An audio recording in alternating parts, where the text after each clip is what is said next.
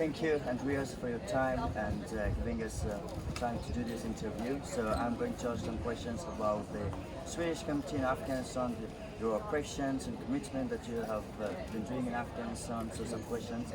So maybe you can start to introduce yourself briefly, then I will ask my questions. Thank you for having me here. So my name is Andreas Stefansson. I'm the Secretary General of the Swedish Committee for Afghanistan. We have large programs in Afghanistan within healthcare, education, rural development, people with disabilities and every rehabilitation. Thank you. So I know that the Swedish Committee in Afghanistan, or SOC, has been active in Afghanistan for a long time, maybe for 40 years or more than that, since 70s and 80s. Would you describe briefly how SOC has been operating in Afghanistan since its SOC? So we started as an organization after the Soviet invasion of Afghanistan. So in 1980 we started, and we started with some humanitarian projects to support clinics, support some schools, and later agriculture. And then slowly we have become bigger and bigger, and now we have about 7,000 people working with our projects in Afghanistan. Almost all are Afghans in the organization. We only have about 15 foreigners in Afghanistan, and the rest are Afghans on all levels in the organization. And we are very big within healthcare and education and rural development. So in healthcare, we have full responsibility for all health in Wardak and Moristan. So we reach annually about 1.5 million patients with our clinics and hospitals, vaccination, training of midwives, training of nurses, and so on. In education, we have about 100,000 students in our schools, village schools, community-based education. And out of those 100,000, about 60% are girls. We cover 19 provinces out of 34 with our operations. And we are doing what we can now in the new situation after the Taliban takeover to keep our operations running and also to expand actually, to even do more. Thank you. So you said that SOC is operating in 19 provinces out of 34. So is there any specific reason that you operate in some specific provinces and why? So when we started our operations, we had our office in Peshawar. Yeah. Like a lot of organizations did at that time. Either you came from the west, maybe from Herat, and you established your project, or you came from the east. So Peshawar is on the other side of the border. It's in the Pakistan line. So it's close to Jalalabad in the eastern Afghanistan. And when we started our operations, we started with some projects in the provinces that were close to the Peshawar side. And then gradually we have grown. So right now, this is the Afghan map here. Yeah. So we are mostly in this part, the eastern, northern, and southeastern. But we're not so much in the west or southwest. And that's due to this historical reason that we started from Peshawar and we then gradually expanded. And of course, after a while, you start to coordinate with other actors. So you don't want to go where some others already have established clinics and hospitals and schools. So you start to divide responsibilities. So we have now 19 provinces where we do a lot of our operations. And then we know that other actors are doing operations that are similar to ours in the other provinces. So we have this kind of coordination mechanism to see who is doing what and where, so we are not, doubling efforts. Yeah, thank you. So, could you describe briefly your operations before the fall of Taliban in 2001, during the civil war, and also the Afghanistan was being ruled by the Taliban during the mid-1990s? How was your operation during that time? Our operations during the civil war of the 80s, you mean? And also early 90s. Yeah, early 90s. Yeah, sorry, after the Soviet withdrawal, exactly. the civil war between the Mujahideen groups and so on. So then we had also, similar to now, we had a lot of clinics and schools that we were supporting and agriculture projects. But we did it very much on the, so to speak, kind of humanitarian one-year plans. After 2001, so then comes the Taliban regime. It became, to some extent, even more difficult. But actually, in some areas, we managed to keep, for example, girls' schools open. And during the Taliban time, actually, you could negotiate locally, and the local population could pressure the local Taliban leader and still let girls go to school, at least to class 6. But after the Taliban were ousted from power in 2001, with the new government that was established, with all the international support that came in, then we could start to work more long-term, more developmental, and we could start to work very much closer to the authorities and to the ministries. So we started to work hand in hand with them, or in partnership with the Ministry of Public Health, Ministry of Rehabilitation and Development, Ministry of Education. Now, after 15th of August, again we have to stop working hand in hand with the government. Yeah. And now we're working again very closely with the civil society and with the local community. So we will come back to the 2020 August 15. So could you describe and explain further how was the cooperation of the government and the local authorities during the Republic time between 2001 and 2022 before the Taliban took over Afghanistan, and how was the local community and local people? So do you think that did SOG ever experience any type of like resistance from the local people with your operations, and with maybe they thought that their belief or ideas really did not comply with with the operations of SOG or somehow?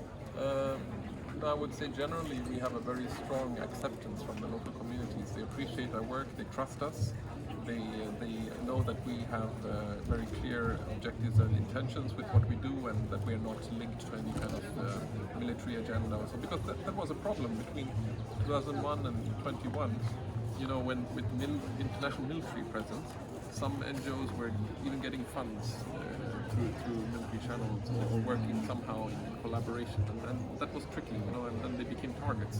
But we have always been very clear about our impartiality and our neutrality, and that we are there just to serve the needs and rights of the people. So the local population, they trust us, and then we have generally not faced any resistance or problem. The resistance we face sometimes is in the most conservative communities, where they are, especially the elders and the conservative men are questioning why women should work, or why girls should have education. But that's also part of the development process, that we try to engage them in showing that it actually is positive for the local community. If girls get educated, then they can start to work, they can become a midwife, they can become a doctor, they can become a nurse or a teacher or whatever, they can become everything. But we show practically in the local community that it has an effect on the local community, that it actually is positive. That women start to get an income, they start to save lives, that they start to educate the children. Thank you. So Sunday, 15th of August, Taliban took power. 2022, Taliban took power. 2021. Yeah, you were right. Sorry, 2021, Taliban took power. How was the feelings and sentiments of SOG that day specifically? I mean, it was a shock, of course. I saw that the Taliban were gradually advancing, and of course they took district centers and then provincial centers, but I didn't expect that they would march into Kabul, at least not so quickly. I mean, the US had not even left fully when the Taliban took over Kabul. You know, they asked the Russian ambassador to Afghanistan, what do you think are the similarities and differences between when the Soviet withdrew and when the US withdrew? And he said, you know, when the Soviet withdrew, at least the communist regime in Kabul, they lasted another 3 years before it collapsed. But when America withdrew, the government collapsed even before America was out. Nobody was a shock, of course, and we were worried, thinking what will happen now with the future of Afghanistan and everything that has been built for the last 20 years, what will happen? And of course, people were, especially women, were very concerned about what will be the future. And of course, we saw very soon that we can continue our operations, and we can also get the women who have been working with us, they can actually come back and continue to work. That was something, of course, we were very happy about, that we managed to do that. But very quickly we started to see the effects of the aid that stopped, you know, the long-term development aid that stopped to Afghanistan, the sanctions, the banking system that closed down, so all these negative effects that started to cause the economy to collapse. Many have become, hundreds and thousands have become unemployed, and all the basic services that we didn't know who's going to now support them, how are we going to keep them alive. So a lot of challenges, and we're struggling still with some of these challenges. So, do you think that the challenges and hardships that SOC is facing right now with the Taliban ruling Afghanistan is significantly a lot compared to before 2021? Yeah, I mean, before 21, the Taliban had some presence and increasing presence in some rural areas where we have a lot of activities. So we already had got used to having to have relations with them, dialogue with them, and the local communities were putting pressure on them to let our activities run. So in some areas, actually, the change was not drastic after the Taliban took over. In those areas, it kind of continued like it had been before the Taliban took over. But one big change for us now is, of course, that the new authorities, the new leaders, they are not so used to run a country. You know, they were, some of them have been in the mountains for 20 years and they have long hair and they've just been shooting, you know, and now they suddenly have to start to govern. Of course, they're not as qualified as many that were in the previous government, in the technical departments, you know, Minister of Health, Minister of Education, and so on. That's challenging. They don't really know the profession of governing, you know, and running sectors and ministries. Another challenge is, of course, that they are trying to also dictate some policies on what you can do and not do, and so on. And they're starting to interfere more and more, saying you have to have agreements with us.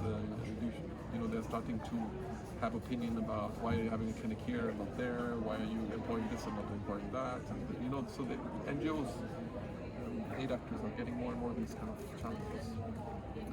Thank you. So you also mentioned, or you highlighted something very interesting. That was that you said that in Afghanistan, the conflict is over. So could you explain further what exactly you mean by that the conflict is over in Afghanistan? Okay.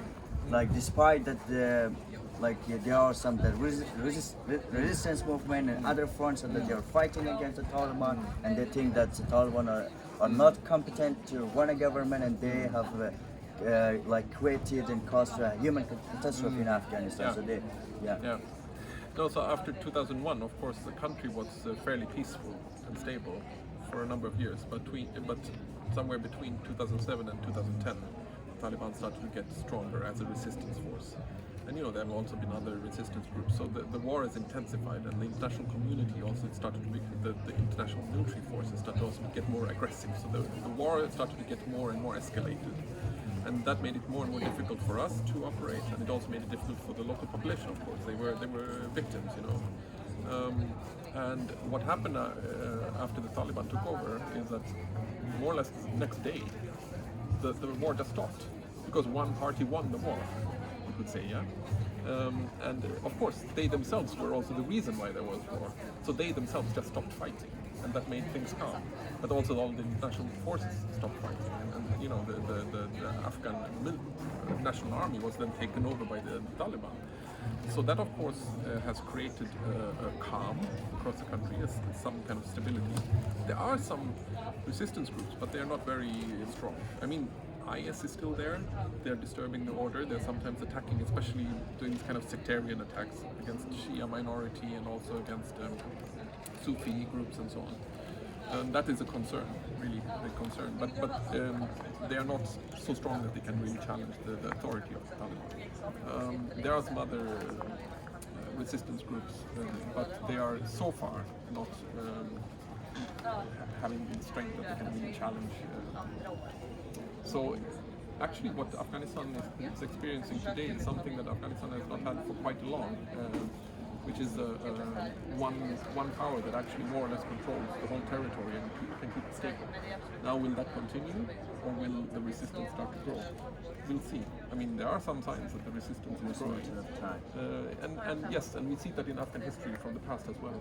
And I think one reason that will contribute to resistance growing is that the Taliban regime does not seem to be accepting to create more inclusive governance. You know, if they showed that, look, we want to bring in other political groups, other ethnic groups, we want to have a diversity of governance, maybe that would stabilize and calm the country better. But now they seem to be sticking very much to just selecting their own people, their own ethnic groups, and so on, and that will probably create more dissatisfaction, negative sentiments, and maybe resistance. But when I say that there is calm, of course it's kind of a negative piece in the sense that the war is over, but it doesn't mean that people are enjoying their rights and freedoms. So I used this phrase also in the seminar we had, that I spoke to a woman recently in Afghanistan. She said during the last 20 years we were becoming more and more like free birds that could fly freely, but we were sometimes afraid of being shot down because of the war. Now we are a bit calmer, safer, but we are put in cages because the Taliban are putting more and more restrictions. So that's also kind of, it's not physical conflict, but of course it's restriction. That means that it's not fully peace for people. Of course, they feel they're mentally disturbed, particularly women and minority groups.